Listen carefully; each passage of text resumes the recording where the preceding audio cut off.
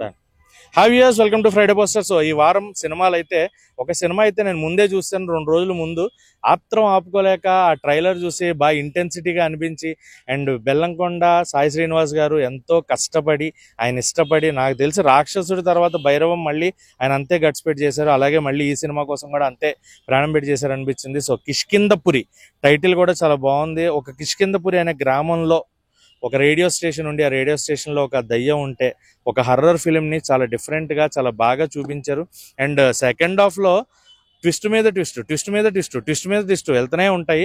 So మనకి ఏంట్రా ఒక ట్విస్ట్ ఒక ట్విస్ట్ ఒక ట్విస్ట్ అయిపోయింది అన్నట్టుగా అసలు ఆ సినిమా అయితే చాలా బాగా నెరేట్ చేసుకున్నారు. డైరెక్టర్ చాలా మంచి నెరేషన్ అయితే ఉంది, అండ్ ఎడిటింగ్ వర్క్ బాగుంది, స్క్రీన్ ప్లే బాగుంది. ఓవరాల్గా సినిమా మ్యూజిక్, మెయిన్గా బ్యాక్గ్రౌండ్ మ్యూజిక్ కానీ, అండ్ మెయిన్గా మాట్లాడుకోవాలంటే ఇందులో మనందరికీ లోకా సినిమాలో పోలీస్ ఆఫీసర్ క్యారెక్టర్ చేసిన, విలన్ క్యారెక్టర్ చేసిన ఆయన ఇందులో కూడా విలన్ క్యారెక్టర్ చేసిన మనందరికీ చికిత్తు సాంగ్ని కొరియోగ్రాఫ్ చేసిన మాస్టర్. సో ఆయన ఈ సినిమాలో కూడా విలన్ క్యారెక్టర్ ఒక డిఫరెంట్ హర్రర్ క్యారెక్టర్లో చేశారు. చాలా బాగుంది. ఆయన పెర్ఫార్మెన్స్కి అయితే హ్యాట్స్ ఆఫ్ చెప్తాను, మామూలుగా లేదు ఆయన పెర్ఫార్మెన్స్.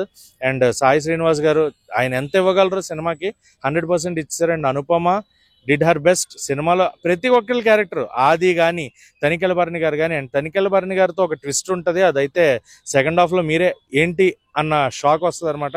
సో ఓవరాల్గా సినిమా అయితే చాలా చాలా బాగుంది. అండ్ థియేటర్లో ఎక్స్పీరియన్స్ చేయాల్సిన ఒక థియేట్రికల్ ఫిలిం కిష్కిందపురి. నాకైతే చాలా నచ్చింది. అండ్ కథ విషయానికి వచ్చేటప్పటికి, ఆ రేడియో స్టేషన్ని స్టార్ట్ చేసిన తర్వాత ఆ ఊర్లో ఒక అవిటి వ్యక్తి తన తండ్రికి దూరమై తల్లి తనతోనే ఉందన్న నమ్మకంతో ఉంటూ ఆ రేడియో స్టేషన్లో తన వాయిస్ వినిపించాలి అనుకున్నప్పుడు తను కాకుండా వేరే అమ్మాయిని పెట్టి తన వాయిస్ని వేరే వాళ్ళకి ఇచ్చారు అన్నట్టు చూపించి, అతను తన జరిగిన అన్యాయానికి ఎలా రియాక్ట్ అయ్యాడు, ఆ తర్వాత రేడియో స్టేషన్లో తను దయ్యంగా ఎలా మారాడు, ఆ రేడియో స్టేషన్ నుంచి బయటకి ఆత్మగా ఎలా వచ్చాడు, అండ్ సాయి శ్రీనివాస్ గారు అండ్ మకరంద్ దేశపాండే, శ్రీకాంత్ అయ్యంగర్ గారు, అనుపమ వీళ్ళందరూ ఎలా అడ్డుకున్నారు, ఏం జరిగింది అనేది సినిమాలో బిగ్ స్క్రీన్ మీద చూడాల్సిన అంశం అనమాట.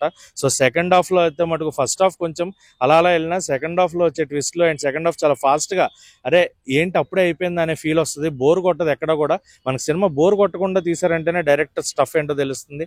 సో ఒక మంచి horror film and thriller concept, అలాగే మంచి పెర్ఫార్మెన్సెస్ అండ్ బ్యాక్గ్రౌండ్ మ్యూజిక్ అదిరిపోయేలా కావాలి అనుకుంటే Kishkindhapuri in your nearest theatres చూడండి. యూ విల్ రియల్లీ ఫీల్, అరే హర్రర్ ఫీల్ అనేది అంటే భయం కలుగుతుందని కాదు, బట్ ఒక హర్రర్ ఫీల్ని, హర్రర్ సినిమాని చాలా మంచిగా చూసాము, ఒక మంచి ఫిలిం తీసారనే ఫీల్ అయితే వస్తుంది. So please do watch it in your nearest theatres. And ఇంకొక సినిమా ఉంది మిరాయ్, అది చూసిన తర్వాత మళ్ళీ దాని రివ్యూతో మేము ముందుకు వస్తాం.